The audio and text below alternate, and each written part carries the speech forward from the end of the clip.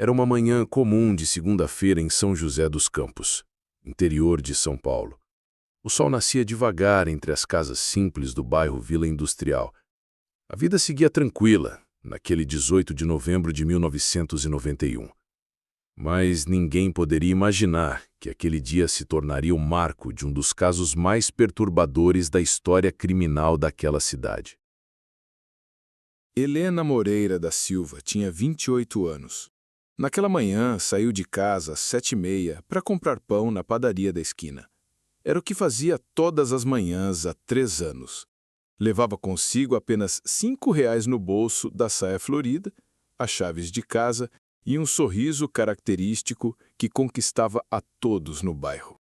12 anos depois, quando a verdade finalmente veio à tona, o Brasil inteiro ficou chocado. Uma descoberta que mudaria para sempre a forma como enxergamos os mistérios do desaparecimento. Helena era conhecida por todos na Vila Industrial como uma mulher trabalhadora, alegre e dedicada à família. Casada com Antônio Silva, mecânico de 31 anos, eles levavam uma vida simples, mas feliz. Helena trabalhava como costureira em casa, fazendo roupas por encomenda para as vizinhas.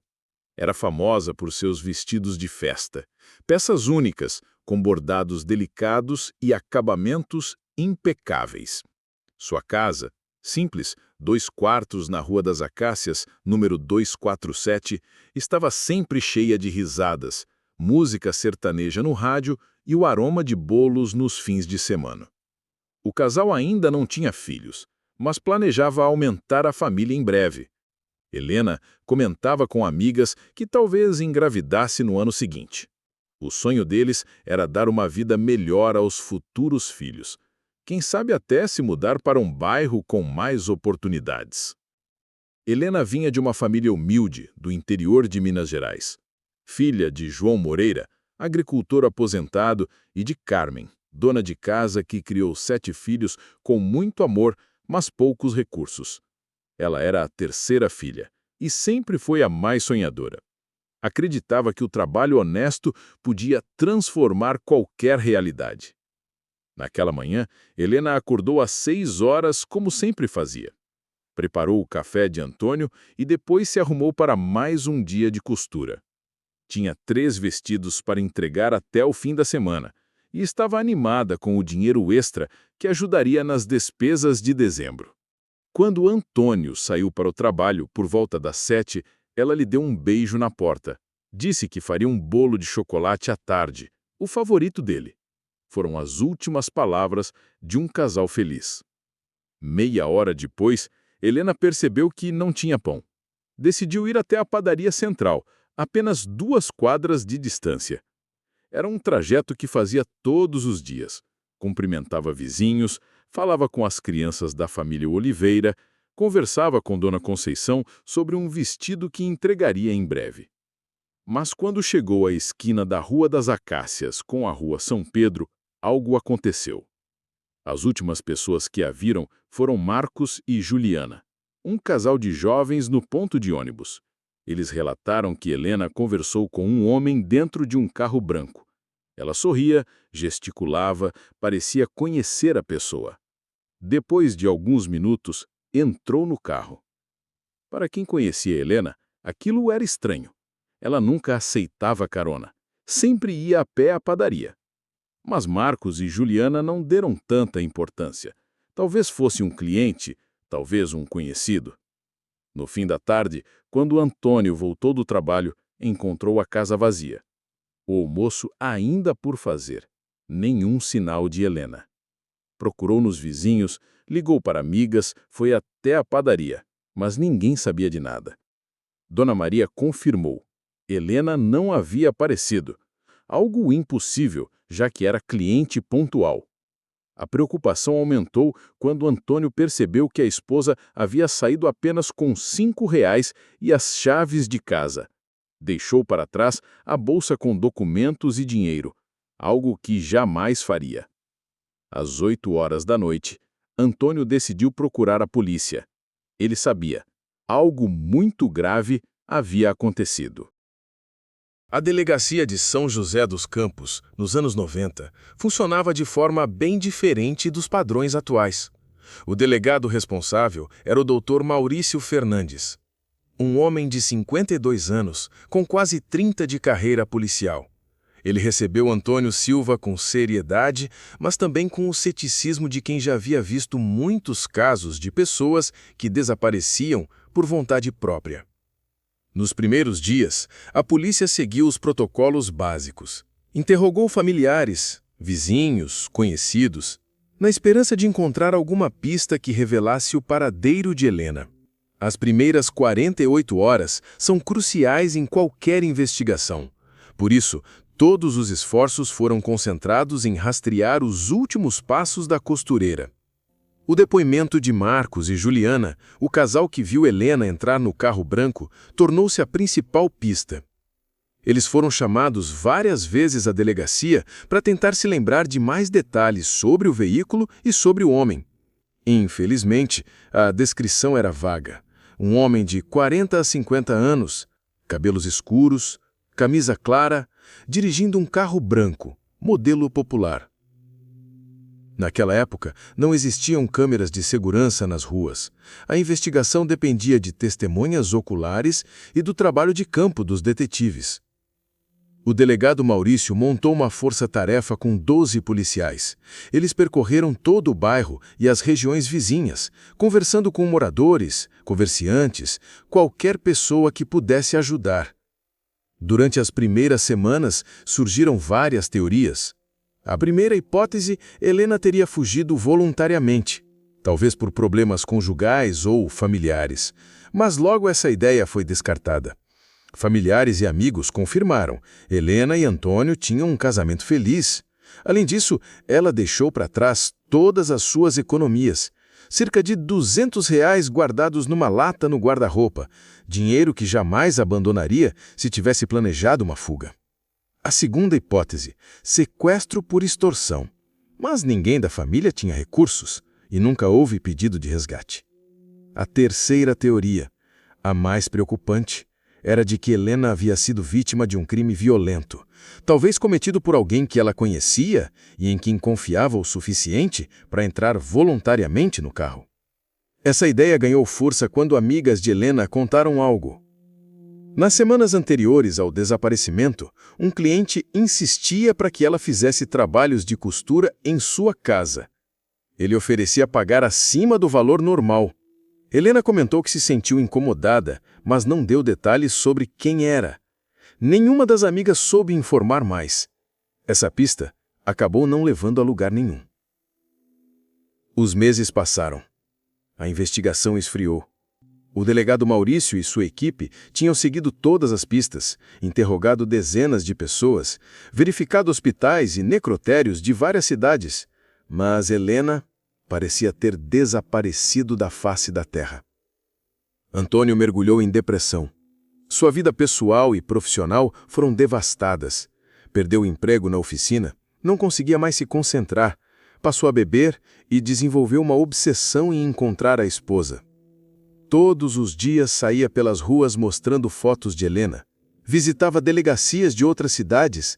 Chegou a procurar videntes e cartomantes na esperança de alguma resposta. A família de Helena, em Minas Gerais, também sofreu profundamente. João Moreira, o pai, gastou todas as economias com detetives particulares e recompensas. Carmen, a mãe, adoeceu de tanto sofrimento. Os irmãos se revezavam em São José dos Campos, ajudando nas buscas. Mas, com o passar do tempo e sem nenhuma pista concreta, a esperança da família foi se esvaindo. Em 1993, 2 anos depois do desaparecimento, o caso foi arquivado. Mais um na lista de pessoas desaparecidas sem perspectiva de localização. A comunidade da Vila Industrial nunca esqueceu Helena. Dona Maria, da padaria, manteve a foto dela colada no espelho, atrás do balcão. Sempre que alguém novo chegava ao bairro, ela contava a história da costureira que havia sumido a caminho da padaria. As mulheres que vestiam suas criações guardaram os vestidos como relíquias. Muitas diziam que nunca mais encontraram alguém com a mesma habilidade. O caso se tornou uma lenda local, uma história repetida de geração em geração, como um alerta de que o mundo pode ser imprevisível e cruel. Enquanto todos tentavam seguir em frente, em algum lugar distante, Helena vivia um pesadelo. Um pesadelo que duraria mais de uma década. Se essa história está tocando seu coração, da mesma forma que tocou o meu enquanto eu a pesquisava, eu quero que você saiba, você não está sozinho. Essa jornada de buscar a verdade por trás dos mistérios é algo que compartilhamos juntos. Cada caso que eu trago para vocês carrega não só fatos e investigações, carrega também a dor real de famílias que tiveram suas vidas viradas de cabeça para baixo. E eu sinto que você, assim como eu, acredita que essas histórias precisam ser contadas, que essas pessoas não podem ser esquecidas.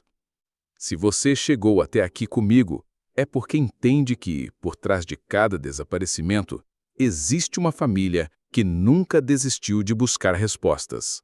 Por isso, se essa história está mexendo com você, se inscreva aqui no canal e me conta nos comentários de que cidade você está assistindo e o que mais gostaria de saber sobre casos como este.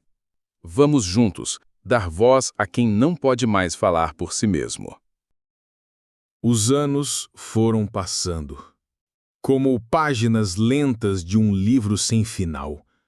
O caso de Helena Moreira da Silva continuava sendo uma ferida aberta na memória de todos que a conheceram. Antônio Silva tentou, por diversas vezes, reconstruir sua vida. Chegou a se relacionar com outras mulheres, mas nenhum relacionamento prosperava.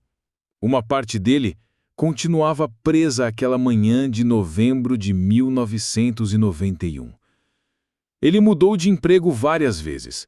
Saiu de São José dos Campos, morou no Rio de Janeiro, depois em Belo Horizonte. Tentava, com a distância, diminuir a dor, mas sempre acabava voltando para a cidade onde tinha construído seus sonhos ao lado de Helena.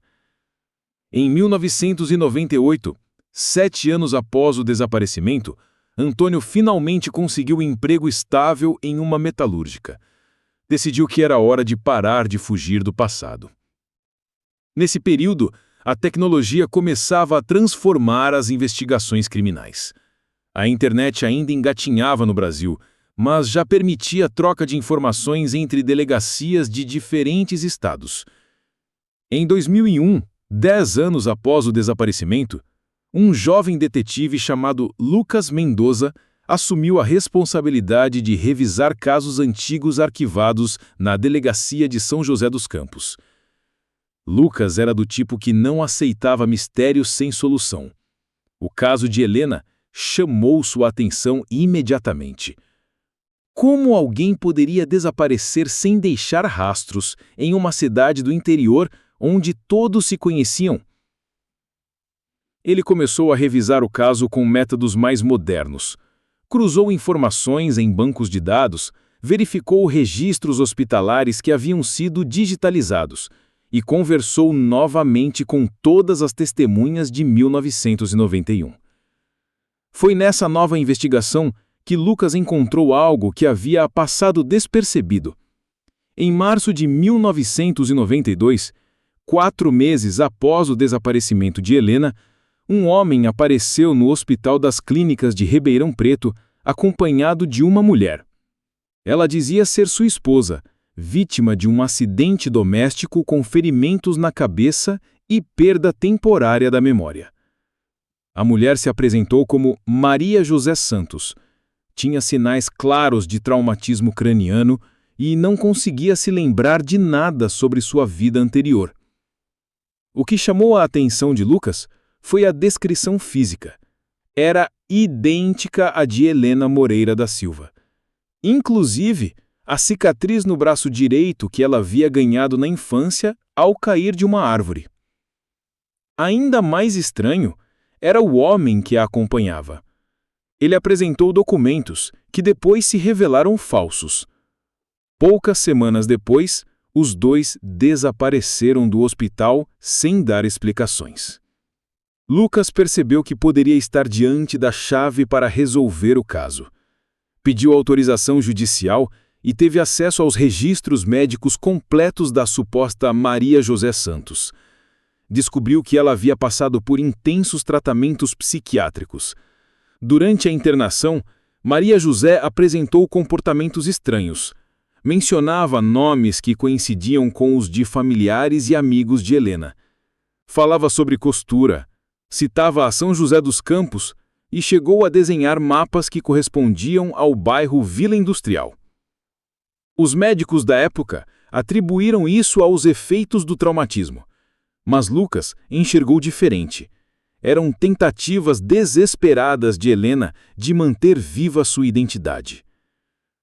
O homem que a acompanhava se identificou como Renato Santos. Mas a investigação revelou que os documentos usados pertenciam a uma pessoa morta desde 1987. Seguindo esse fio, Lucas rastreou outros hospitais e clínicas. Encontrou um padrão. O falso Renato levava Maria José em estado de confusão, dizia que ela havia sofrido acidentes ou crises nervosas e, depois de algumas semanas, desaparecia com ela. Tudo indicava que Helena estava viva, vítima de sequestro e cárcere privado, controlada por drogas e manipulação psicológica.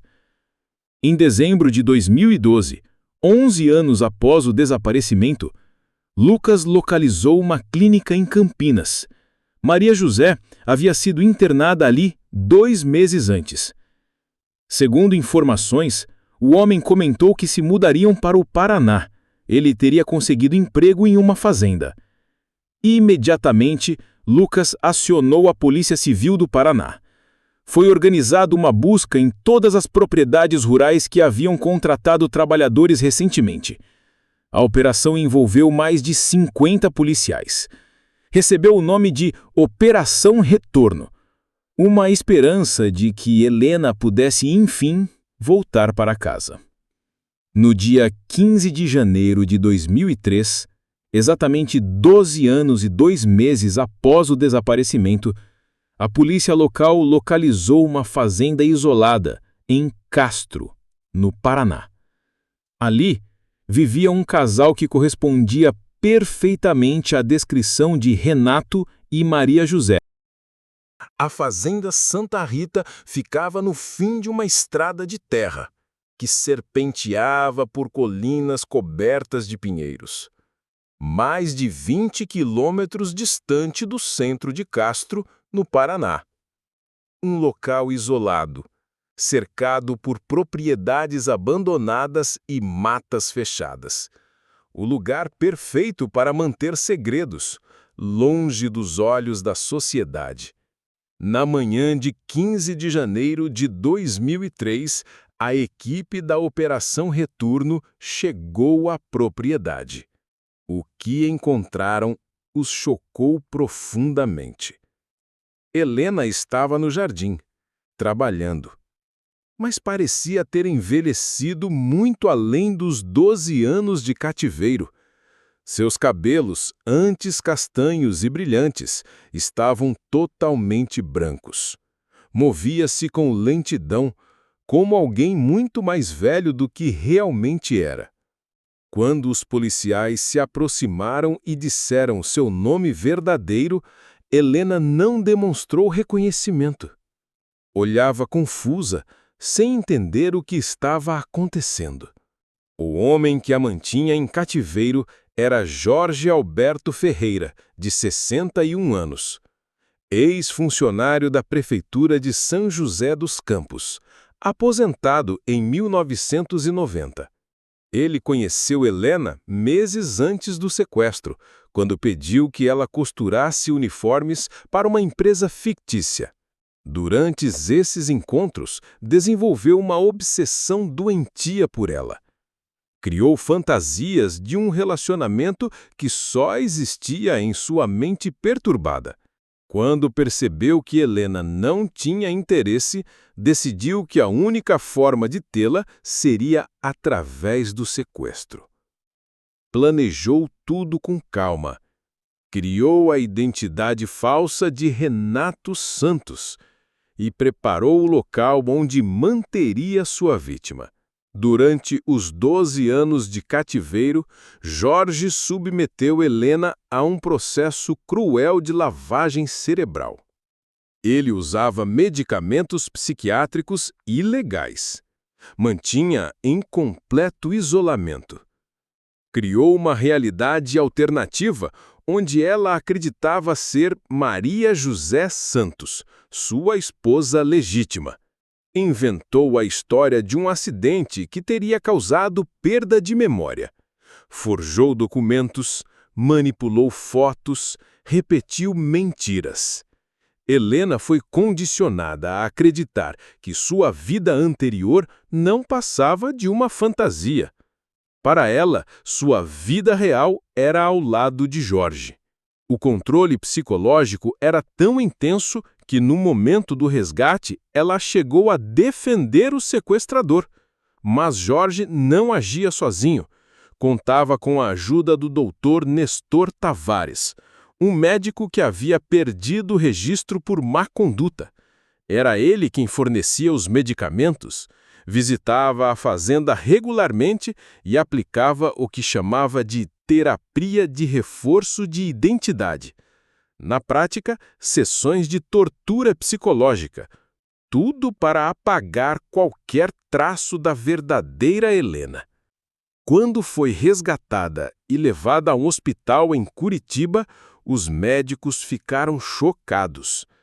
Helena apresentava sequelas graves. Além dos efeitos dos remédios, sofria de estresse pós-traumático severo, amnésia seletiva e despersonalização crônica. O processo de recuperação seria longo. Anos de terapia intensiva, muito apoio da família. Antônio foi imediatamente comunicado. Correu para Curitiba, passou horas ao lado da esposa no hospital, conversava baixinho, mostrava fotos do passado, tentava despertar lembranças. O reencontro com a família foi emocionante e devastador. Seus pais, já idosos, choraram de alegria por vê-la viva, mas também de tristeza ao perceberem quanto ela havia mudado. Helena olhava para eles como para estranhos gentis, sem conseguir acessar memórias da infância. Seus irmãos se revezaram para ficar ao lado dela. Contavam histórias, mostravam fotos antigas, tocavam músicas que ela gostava, na esperança de despertar algo escondido em sua mente traumatizada. Jorge Alberto Ferreira e Dr. Nestor Tavares foram presos em flagrante, condenados a 60 anos de prisão cada um. O julgamento teve repercussão nacional. Foram revelados detalhes horríveis sobre os métodos usados. Jorge não mostrou arrependimento. Disse em depoimento que havia salvado Helena de uma vida medíocre, que ela deveria ser grata por ter vivido ao seu lado. Já o doutor Nestor tentou se defender, alegando que apenas seguia ordens. Mas as provas mostraram claramente que ele sabia o que estava fazendo. O caso teve um impacto profundo na legislação brasileira sobre sequestro e cárcere privado. Mudou a forma como esses crimes passaram a ser investigados e punidos. Hoje, mais de 20 anos após o resgate, Helena vive em uma casa de repouso especializada em traumas complexos, na cidade de Atibaia, interior de São Paulo. Ela conseguiu recuperar algumas memórias fragmentadas, principalmente ligadas à costura, sua grande paixão. Mas nunca voltou a ser completamente a mesma pessoa que desapareceu naquela manhã de 1991.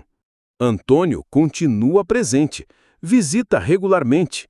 Mesmo que sem que Helena recupere totalmente a memória do relacionamento, os dois desenvolveram uma nova forma de amizade, baseada em carinho e cuidado mútuo. Helena voltou a costurar pequenas peças como terapia ocupacional.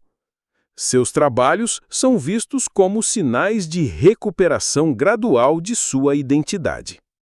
A história de Helena Moreira de Silva se tornou um símbolo, um recordatório da resistência do espírito humano diante das piores adversidades. E também de que a justiça, mesmo quando tarda, pode, enfim, prevalecer. Chegando ao fim dessa história, que mexe com o mais profundo de nossos sentimentos, eu quero compartilhar algo com você. Cada pessoa que acompanhou até aqui faz parte de algo maior do que um simples canal do YouTube. Faz parte de uma comunidade que acredita que toda vida importa, que toda história merece ser contada, que ninguém deve ser esquecido. Se essa história tocou você, como tocou a mim, eu te convido a se inscrever no canal, ativar as notificações e compartilhar nos comentários de que cidade você assiste e quais casos gostaria de ver por aqui. Porque juntos vamos continuar dando voz àqueles que não podem mais falar por si mesmos. Obrigado por acompanhar até aqui. A gente se vê no próximo caso.